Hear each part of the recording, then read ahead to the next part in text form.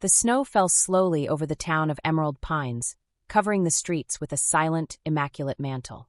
It was Christmas Eve, and the windows glowed with colorful lights, each house adorned with festive trimmings and warm decorations. To those passing by, it seemed like the perfect setting for a Christmas village. But as we well know, not everything that glitters holds the purity it appears to. I am Morticia, and on that night, I watched closely the intertwined lives of four souls marked by desire, selfishness, and obsession. An inescapable cycle, a prison they would try to escape, not knowing that fate had already entangled them in a web of passion and darkness. Come with me, and I'll tell you about Amy, Ethan, Emily, and Jonathan, and how the beauty of Christmas can conceal a shadow of terror. Amy was a 26-year-old woman, beautiful and vain, always surrounded by a scent of vanilla and cinnamon, a fragrance that seemed too sweet for a woman so cold. Her love for Christmas was almost obsessive. Since childhood, Amy believed that Christmas Eve was a time of magic, where wishes could come true. But there was one wish in particular that had never been fulfilled: the desire to possess someone completely. And that year, she was determined to win Ethan, a man she had met just over 2 months ago, but who had already occupied all her thoughts. Ethan, on the other hand, was a 28-year-old man, strong, with dark blue eyes that always carried a gleam of mystery. He was kind, attentive, and had a lightness about him that attracted everyone around him. His girlfriend, Emily, with whom he had been for almost 5 years, was the complete opposite of Amy. Discreet, loving, someone who preferred a quiet night at home to big parties. Emily was the security Ethan sought, a harbor where he always found peace. But then there was Jonathan. Jonathan was Amy's ex-boyfriend, a 30-year-old man, charming but with an air of possessiveness that made him intense, almost suffocating. He couldn't accept the end of the relationship and, even after months, still believed Amy would come back to him. Jonathan never understood what love truly meant. To him, it was something that could be controlled, a feeling he owned like an object. On Christmas night, Amy hosted a party at her apartment. The guests were few and handpicked, but there was someone she desired more than anyone else: Ethan. Wearing her shiny red dress and makeup that highlighted her eyes, she planned to seduce him, even though she knew he was in a relationship. For Amy, nothing else mattered. The idea of having him for herself blinded her, and she was willing to do anything to achieve that. When Ethan arrived, accompanied by Emily, Amy's face lit up. She straightened herself, smiling, and walked toward them with almost childlike enthusiasm. "Ethan! Emily! I'm so glad you came," Amy said, hugging them with a subtly lingering hold on Ethan. "Please come in. I want you to enjoy everything. I made this party especially for you." Emily, shy with a gentle smile, thanked her and followed Ethan to the center of the room. She felt slightly out of place with Amy's enthusiasm, but, out of consideration for Ethan, decided to ignore the sensation. Meanwhile, Amy watched every movement of his gestures, his words, imagining what it would be like to have him all to herself. As the party progressed, Amy began to get closer to Ethan, whispering little comments in his ear, touching his arm, and teasing him with glances that Emily, in her calmness, didn't notice. But someone was watching it all: Jonathan.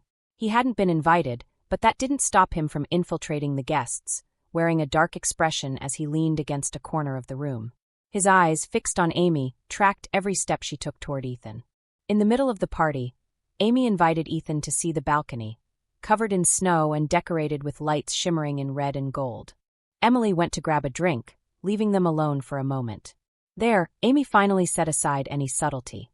"Ethan," she murmured, moving closer to him, her smile mixing innocence with malice. "Since I met you, I've felt that something special could happen between us. Don't you think?" Ethan stepped back slightly, somewhat uncomfortable. "Amy, I like you, but I'm in a relationship. Emily means everything to me." Amy's face changed, her smile turning into a tense, almost desperate expression. She grabbed his arm firmly. "Do you really think she understands you? That someone like her can see who you really are? Ethan, you and we have a unique connection."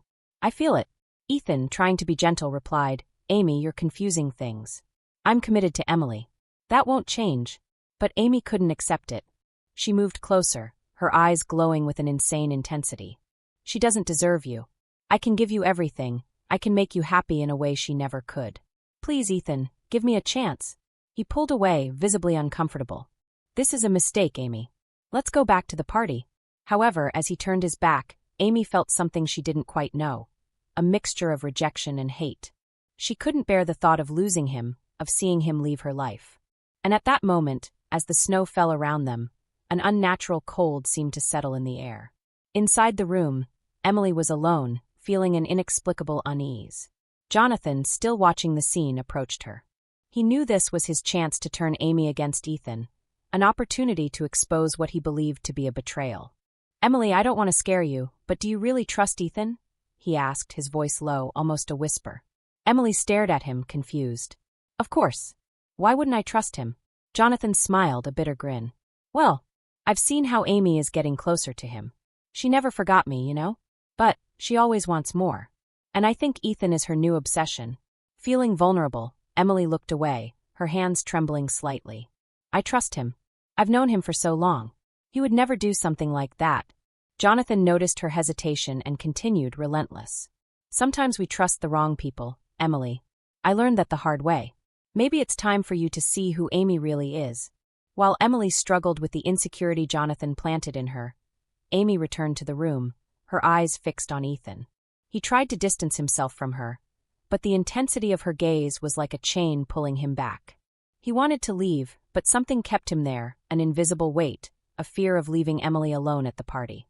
It was then that Amy, in a burst of impulse, made a toast, raising a glass of champagne and declaring, "To true love, to the fate that unites two people, even when the world conspires against it." Her words were heavy with a dark truth, an echo of what she felt and what she was willing to do. Emily noticed the possessive tone, which made her confidence in Ethan waver. And in that instant, something inexplicable began to unfold. The party lights flickered, the music stopped, and an unnatural chill filled the air. The guests' glasses seemed to freeze in their hands, while shadows began to stretch across the walls, twisted and threatening. A dark presence materialized like a living shadow. Amy felt a pull from the energy surrounding her. It was as if all the feelings of obsession and repressed desire had taken form before her, an invisible but real entity. Jonathan, watching it all, laughed softly, believing he would finally see Amy broken, destroyed by her own unrestrained desire. But he too was caught in the same chill. The entity, an energy Morticia, knew all too well, began to circle them, whispering the deepest secrets of their hearts.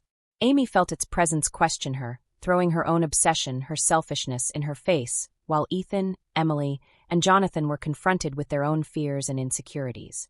In that moment, each of them found themselves trapped in a vision of their darkest desires and regrets, revealed before them all. Ethan realized that while his relationship with Emily might be secure, he yearned for something deeper. Emily saw that her fear of losing Ethan was making her more insecure by the day, while Jonathan realized that his obsession with Amy was consuming him. Amy fell to her knees, defeated. She understood too late that love cannot be bought or demanded.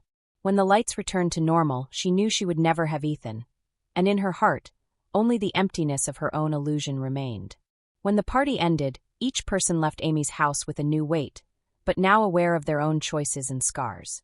And looking back, I knew that lesson would follow them until their last breath, for there are forces greater than human desire, forces that exist beyond our control, waiting for the right moment to remind every soul of the limits of love.